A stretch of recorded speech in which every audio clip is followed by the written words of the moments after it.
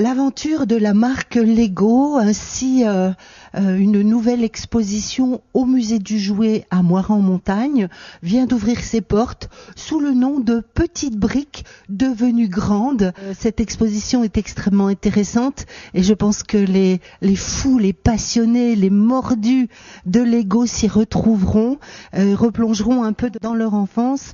Mélanie Bessard, une exposition que vous avez depuis longtemps en amont réfléchi, pensé en partenariat avec l'association Lugest. Alors le projet de cette exposition Lego, effectivement, nous l'avons dans les cartons depuis quelques années déjà au musée du jouet. Pour cela, donc, je me suis un petit peu renseignée sur les associations spécialisées de Lego, puisque le musée du jouet n'a pas une collection suffisante pour proposer une exposition complète sur cette thématique. Et puis, je me suis rendu compte qu'une association franc-comtoise de fans de Lego existait, une association donc qui s'appelle Lugest, qui réunit une quarantaine de membres, qui sont de Franche-Comté, mais aussi de Bourgogne, d'Alsace et de Rhône-Alpes. Et donc, je les ai rencontrés il y a maintenant presque 2 ans pour évoquer ce projet d'exposition autour de la brique Lego. Cette année, nous fêtons le 60e anniversaire du dépôt du brevet de la brique Lego, la petite brique danoise que tout le monde connaît, qui a été inventée quelques années plus tôt, en 1949, mais le brevet n'a été déposé qu'en 1958, en janvier. Donc cette année, nous fêtons le 60e anniversaire, donc c'est une date importante, historique. Donc dans cette exposition, nous présentons à la fois un déroulé chronologique de l'histoire de l'entreprise qui a été fondée en 1916. Alors à l'origine, c'était une menuiserie qui a évolué en société de fabrication de jouets, qui a commencé par fabriquer des jouets en bois, chose que l'on sait assez peu, des petits véhicules, des cubes et des objets à rouler, des petits animaux à traîner, avant de se consacrer au plastique, de développer son système d'accrochage avec la brique et de se consacrer au plastique en 1970. Et Lego, qui vient du danois leggot, joue bien, ou en latin, j'assemble. Le succès de cette petite pièce, de ce petit jouet, ça tient à quoi ? Alors, ça peut tenir à peu de choses. Le succès peut être au rendez-vous comme pas du tout. On sait que l'entreprise a connu plusieurs crises majeures en voulant développer beaucoup de concepts différents. Ils ont fait pas mal d'essais, de tests, de thèmes différents qui n'ont pas marché avant de se consacrer vraiment à leur système de base, qui est la brique d'assemblage et les figurines qui vont avec. Et puis, le succès aussi dû à l'utilisation des licences, notamment la licence Star Wars qui a vraiment relancé le commerce et l'engouement pour la brique Lego. Et cette brique, elle est la même du jour de sa naissance à aujourd'hui. Voilà, elle a quasiment peu évolué depuis son imagination en 1949 et puis depuis le brevet de 1958. La forme est la même, c'est-à-dire que les pièces que l'on avait en 1958 sont toujours compatibles avec celles d'aujourd'hui. Ce qui fait aussi la force et l'intérêt. On peut ressortir des pièces, les familles peuvent continuer de jouer entre générations avec des pièces anciennes et nouvelles. Alors cette exposition représente un travail considérable de la part de l'équipe du musée aux côtés du partenaire Lugest. Alors après, effectivement, la présentation chronologique, on a souhaité que les visiteurs soient immergés dans des univers différents. Alors on ne présente bien évidemment pas tous les univers que Lego a pu imaginer, mais un certain nombre, oui. Et des univers qui sont également un petit peu sortis de l'imagination des membres de l'association Lugest.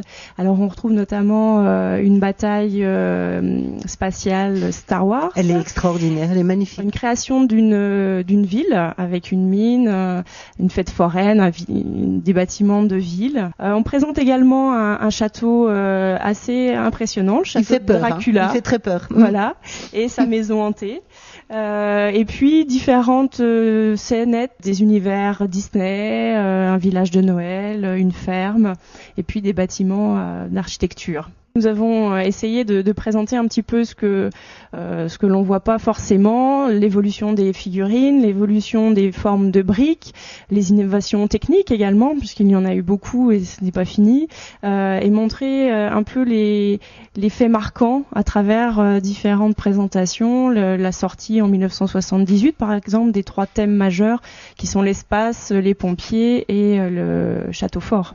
Alors Lego n'était pas qu'un jeu, il était aussi un outil de travail au service des professionnels de la construction. Oui, alors on présente des briques qui sont toutes petites et qui étaient à destination des architectes, une forme vraiment minuscule pour que les professionnels puissent créer des maquettes. Voilà, pour leur projet de construction. Une exposition qu'il faut pas louper, il faut absolument venir la découvrir. Alors l'exposition a ouvert le 15 avril 2018 et se terminera le 3 mars 2019. Sachant que en cours de route à l'automne, probablement au mois de novembre, nous allons changer une partie des dioramas, ces scénettes qui sont présentées pour renouveler et proposer d'autres univers à Donc nos il faut visiteurs. venir plusieurs fois. Alors idéalement, voilà. Déjà maintenant. Au moins 2 fois. Jusqu'à l'automne Voilà. 2018. En parallèle, comme de coutume, vous allez mener des ateliers autour du Lego. Oui, nous adaptons nos ateliers à la thématique de l'exposition temporaire. Alors là, cette année, l'exposition temporaire accueille aussi dans la salle même une salle de jeu. Donc oui, on n'en a pas parlé, c'est vrai. Pourront s'adonner librement à l'activité de construction. Et puis, nous proposerons à partir de l'été, à partir du mois de juillet, des ateliers à destination des familles où là, petits et grands pourront ensemble s'adonner à la construction autour d'une thématique, l'architecture par exemple. Et donc, petit challenge, nous proposerons un concours pour récompenser les idées les plus imaginatives. Les écoles, les scolaires vont pouvoir aussi... Oui, à partir du mois de mai, nous proposons de nouveaux ateliers, 2 ateliers, l'un plutôt sur la thématique des transports et des innovations techniques, autour de la construction de véhicules et de moyens de transport, et bien évidemment avec une partie de jeu. Et puis un autre atelier plus artistique, autour de la création à partir de briques, de la reproduction de chefs-d'œuvre artistiques. Ah, c'est intéressant. Voilà. Ça permet d'explorer beaucoup de champs différents. Vous vous trouvez devant une série de petits tableaux mini-figues. Là, dans l'instant présent, vous en faites un petit peu partie. Quelles sont ces petites vitrines ? Alors nous avons présenté ici des mini-figurines, les figurines que l'on retrouve dans les dioramas, et ce sont les figurines que l'on achète dans ces sachets surprises. Des séries sont proposées chaque année par Lego. Donc ici nous avons quelques exemples. Donc les cadres sont réalisés par les membres de l'association. Voilà, chaque sortie de série, un nouveau cadre apparaît. Merci Mélanie Bessard. Et puis Lego vous bien. Merci. Très bien. À bientôt. À bientôt.